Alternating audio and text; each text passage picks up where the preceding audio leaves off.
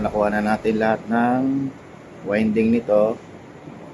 Lilinisan na lang to, tapos gagawa tayo ng insulator na mylar.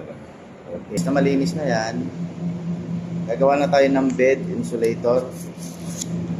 Ito is mylar.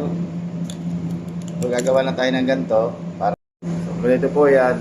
Paggawa tayo ng ganito, dapat may allowance yung dulo-dulo kasi tutupiin natin yan dito pati sa kabila. So pag pinasok natin, may lock siya yan. So lahat to, lalagyan natin lahat. So ito okay na, lalagyan na natin lahat ng insulator.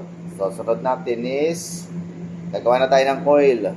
Katapos natin gumawa ng coil, ipapasok na natin dito yung coil.